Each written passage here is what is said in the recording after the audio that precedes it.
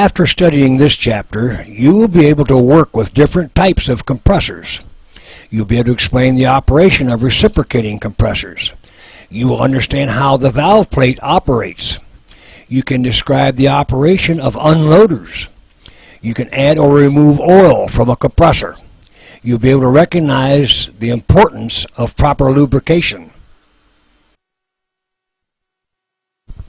An open-type compressor refers to a compressor that is driven by an external source of power, usually an electric motor. These compressors are bolted together with a crankshaft extending through the crankcase. A flywheel or pulley is attached to the external crankshaft. An electric motor is connected to the crankshaft pulley by one or more V-belts. Hermetic means totally sealed. The hermetic compressor contains an electric motor that is directly connected to the compressor crankshaft. The entire assembly is enclosed within a welded steel housing. Welded hermetics dominate the residential and light commercial market because of their high reliability and quiet operation. The semi-hermetic compressor is widely used for light, medium, and heavy-duty commercial systems. The compressor is driven by an electric motor mounted directly on the crankshaft. The enclosure is bolted together, and gaskets are used to obtain leak-proof seals between the mating parts. Semi-hermetics can be totally disassembled in the field and fitted with new parts as needed. Reciprocating refers to the up and down action of the pistons. The downstroke of the piston is the suction stroke, and vapor is drawn into the cylinder. On the upstroke or compression stroke, the valve reeds are closed and the vapor is compressed to a high temperature, high pressure. As the piston reaches the top of the stroke, the pressure is high enough to push the discharge reed open. The hot gas is discharged through the discharge service valve and into the hot gas discharge line. The clearance pocket at the top of the piston stroke reduces compressor efficiency. The hot gas remaining in the pocket after the discharge reed closes re-expands on the piston downstroke. This reduces the volume of new vapor that can be drawn into the cylinder. This view shows the cylinder head arrangements for semi-hermetic compressors. Cylinders and pistons are usually grouped 2 per head. An electric motor turns the direct drive crankshaft, which makes the pistons reciprocate. When one piston is up, the other is down. There are 2 types of rotary compressors. One has stationary vanes, and the other has blades that rotate with the eccentric, or rotor. Rotary compressors are so named because they operate in a rotating or circular motion. Rotary compressors are mostly used in low-temperature industrial systems because they are more efficient than reciprocating compressors. In the left view, the compression stroke begins and a new intake stroke is started. In the middle view, the compression stroke continues and the intake stroke continues. In the right view, the compressed vapor is discharged to the condenser and a new intake stroke begins.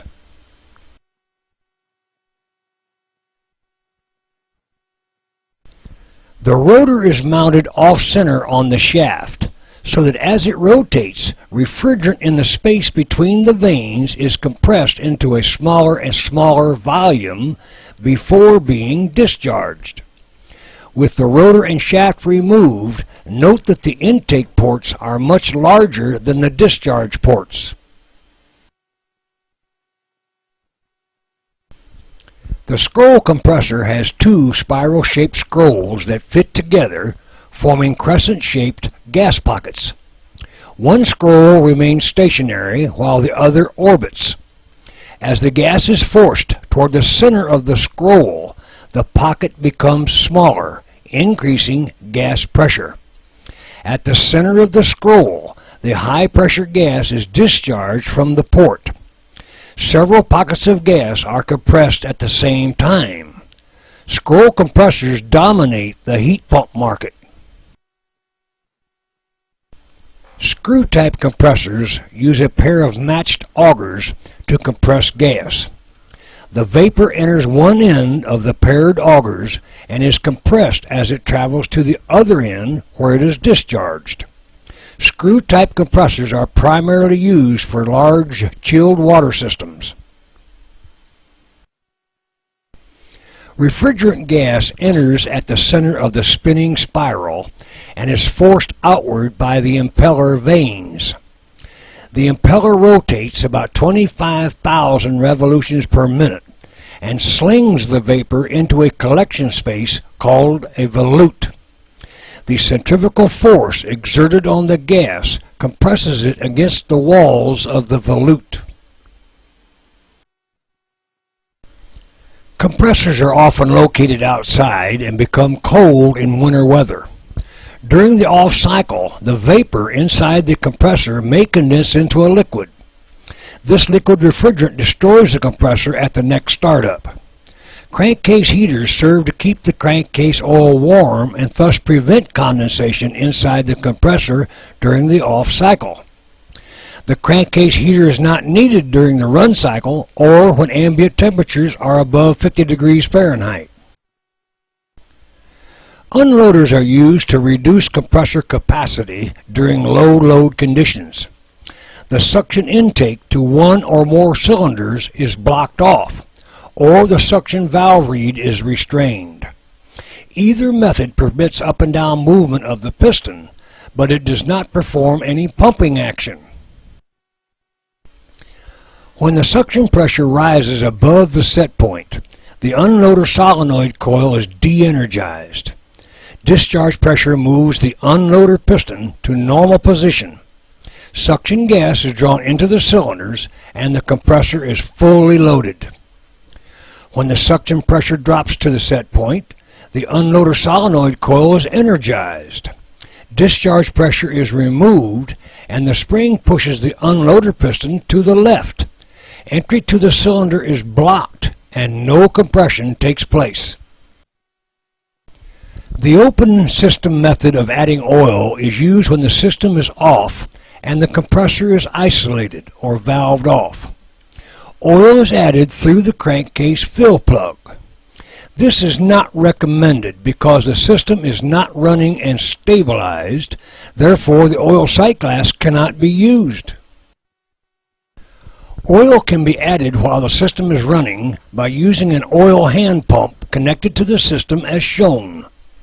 The oil pump handle is raised only when the pump is immersed in oil.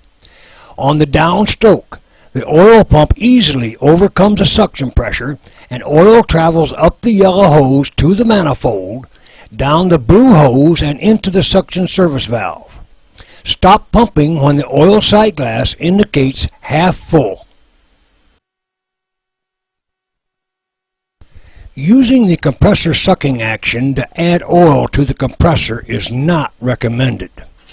There is real danger of damaging the compressor by slugging oil or introducing air into the system. The oil sight glass cannot be used because the system is not stabilized. This slide illustrates how to remove oil from the crankcase. Install the gauge manifold and front seat the suction service valve while the system is running. When the crankcase pressure is reduced to 1 or 2 pounds gauge, stop the compressor, turn the disconnect off, and perform a lockout. Carefully remove the oil fill plug and insert a length of 1/4 inch soft copper tubing as shown. Seal the oil fill opening with a clean rag. Crack open the suction service valve slightly to pressurize the crankcase to 4 or 5 pounds. The crankcase pressure forces oil out the copper tubing and into the container. The older oils are a high-grade mineral oil or naphthenic-based oil, specifically refined for refrigeration and air conditioning use. This oil comes in 3 viscosities: 150, which is thin, 300, which is thicker, and 500, which is thickest. If the proper information is not available, use the following as a guide. For R11, 12, and 113, with evaporating temperatures above minus 20 degrees Fahrenheit, use 150 or 300 viscosity. Below minus 20 degrees, use only 300. For refrigerants R13, 22, 114, and 502, use 300. 500 oil is used for older automobile air conditioning, using R12. A major percentage of compressor failures are caused by poor lubrication. This list provides some examples. A shortage of oil in the system, improper oil return to the compressor, a shortage of refrigerant, refrigerant migration or floodback to the compressor crankcase, a failure of the oil pump, the compressor is short cycling, or faulty system piping.